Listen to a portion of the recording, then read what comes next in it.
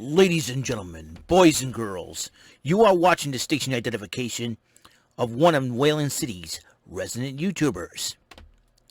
Live in the basement. This is not MTV's remote control. And he is not Ken Ober. God rest Ken Ober's soul. This is WEML-TV, Channel 77. And now here's your host, New Bedford, Massachusetts' own, Mr. Eric M. Lima.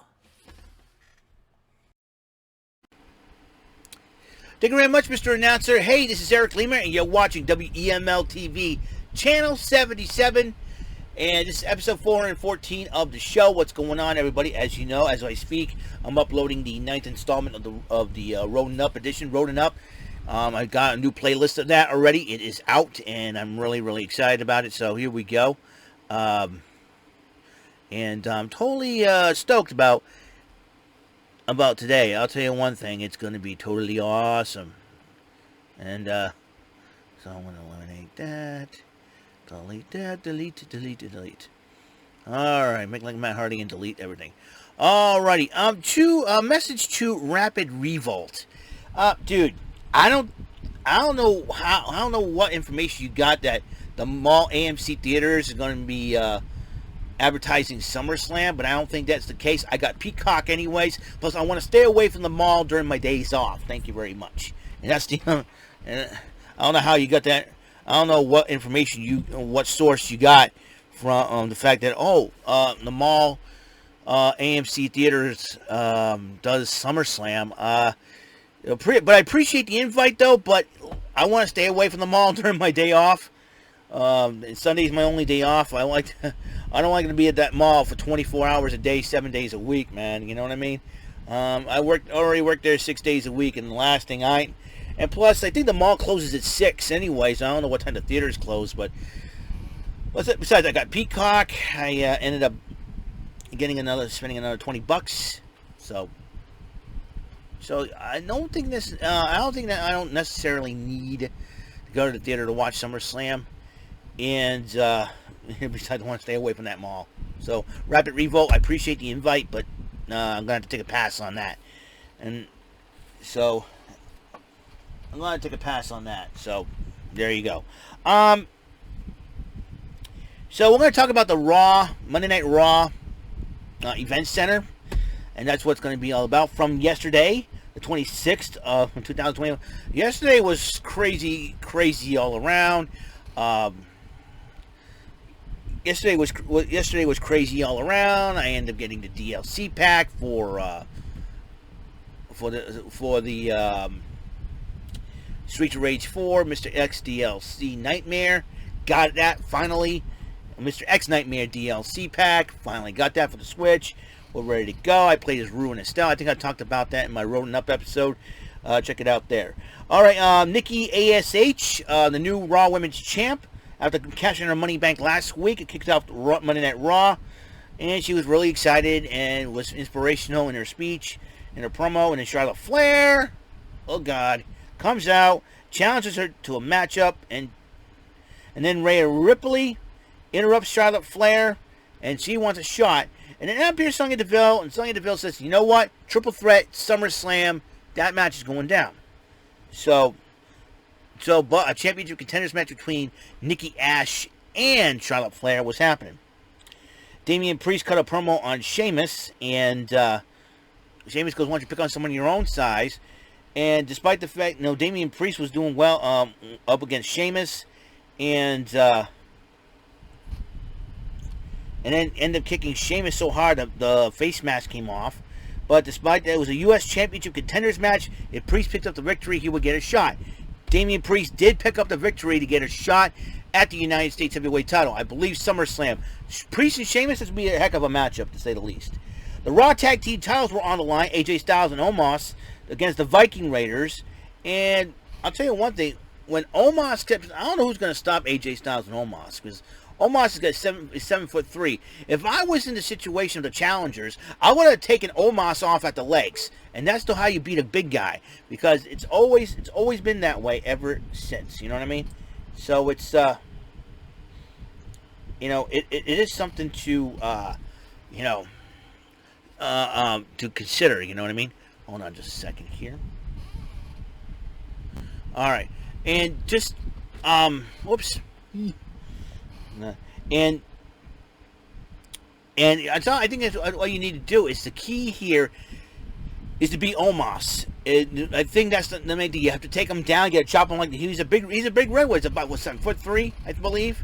You got to take him down. You got to chop him down at the legs. You take him, or as Jim Ross would say, take him off his vertical base, and that's probably the best way to go on that. Because if he stays upright, AJ Styles and Omos are impossible to defeat. Unfortunately, the Viking Raiders did not do that. And AJ Styles and Omos retained the titles. And Drew McIntyre went one-on-one with Veer. And Drew, it was a hard-fought, same size as Drew, and him and Drew just went at it. And Drew McIntyre did win by DQ because Veer brought a steel chair in the ring, given to him by Jinder Mahal, despite the fact that he Claymore kicked Veer in the face with that chair. So there's. But before the match, Jinder Mahal introduces new lawyer. Don't ask me the name. You gotta rewatch Raw to hear the name, because it's gonna be hard to pronounce. But and then his attorney stayed behind. Mahal's lawyer stayed behind, got Claymored for his troubles. Jinder Mahal is being a turkey. That's why I call him a Jindork Mahal. Anyways, and then Eva Marie and Doudrop went one-on-one. In a tag match against Natalya and Tamina, the women's tag team champions, in a contenders matchup.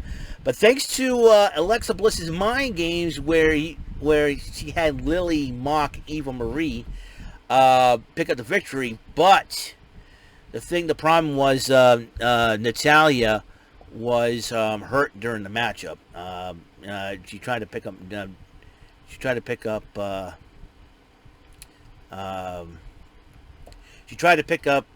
Doudrop, I think, and unfortunately, what happened was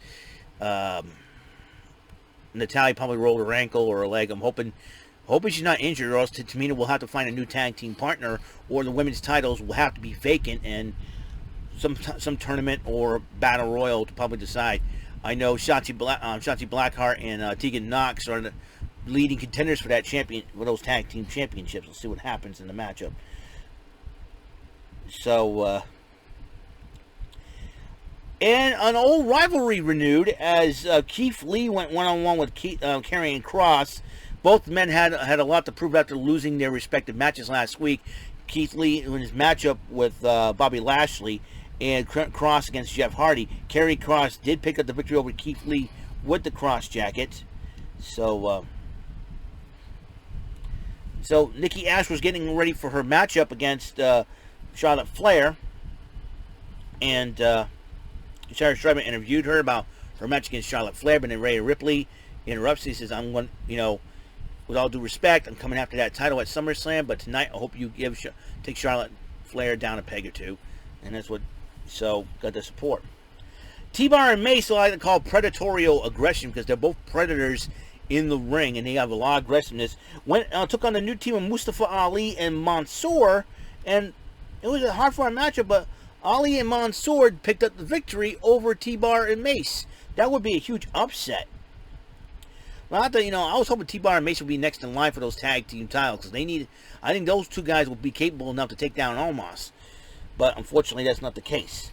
Bobby Lashley MVP addresses Goldberg. Cedric Alexander interrupted Lashley MVP, and he's saying, "I know why you kicked me out of the Hurt Business, because you're not ready for Prime, Alexander." Shelton Benjamin comes out, interrupts, and talks trash to Alexander, and they say you can't beat either one of us. So Lashley took them both on in a handicap match, and Lashley won. Amazing as that. Miz and Morrison talk, but they were interrupted by AJ Styles and Omos. Miz goes, "I got a plan." Omos stands around. Riddle went one-on-one with John Morrison, and during the matchup, because Riddle and Morrison were going at it, Omos and AJ Styles came out. Omos grabs Riddle's scooter and breaks it, and then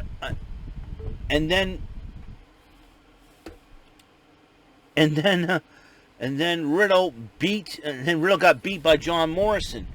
and then AJ Styles and Omos both attack Riddle. Would that be a signal for Randy Orton to return? If Randy Orton does not return, who is Riddle going to return to as a partner? Somebody which match the style of Omos.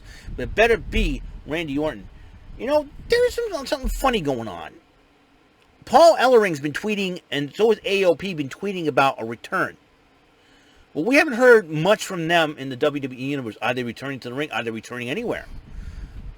If they're returning to the WWE, could they be the team to take down AJ Styles and Omos? Interesting. Well, we'll see what happens. Are they going back to NXT to challenge for those NXT tag team titles? No, I don't know. Paul Ellering and AOP have been quite a mystery. We haven't heard much from them at all since their release, and we'll find out in the meantime. Reginald Thomas defends the 24/7 title against R-Truth, and people are just amazed about Reginald Thomas, man. Dude flies in the ring, goes all the way, parkour, Circus du Soleil. This guy is a 24/7 champ. I don't know how much he weighs, but if he's a cruiserweight limit, he could be the next cruiserweight champion. Don't know for sure. But one thing is, Reginald did retain the title against R-Truth, and Akira Tozawa, Drew Gulak, Lince Dorado, and Humberto Carrillo chased Reginald, trying to get for that 24/7 title after the matchup. As you know, during a 24/7 title match, the 24/7 stipulation has been suspended until after the match. And then Sarah Schreiber did interview Charlotte Flair about Nikki A.S.H. And then those two went one-on-one. Flair did pick up the victory. Kevin Patrick interviewed Flair. Flair is taunting Nikki A.S.H. Nikki A.S.H. responds and said, "You know what? I'm challenging you to another matchup." And Flair, and then Charlotte Flair says accepted, and then she ended up attacking Nikki A.S.H. So that's where we end right now. Just to let you know, a little note tonight, NXT is going to be on Sci-Fi because of the Olympics for the next 2 weeks. So it'll be very interesting to see what happens tonight on NXT and next week. Lots of weird stuff going on NXT for sure. I heard saw some spoilers on Twitter. I'm not going to say what has happened, what has transpired, but it seems like a lot. But I think a lot of things there. I think the things that happened on Twitter were things that many people predicted, and that could come true. So that's to be the case. So that is it. That's all the time we have on the show. On the next episode, Tic Tac Tuesday, Sackboy Slapnut is going to get it from me again, but this time around, I'm going to beat him this time. I am going to win this next 20-rounder on Tic Tac Toe. And now I got the Ruffle Flash separate for offline. If anybody can get the Tic Tac Toe CBS edition link for me to play offline with the Ruffle Flash, please let me know about it. Okay. So that's all the time we have. Episode 414.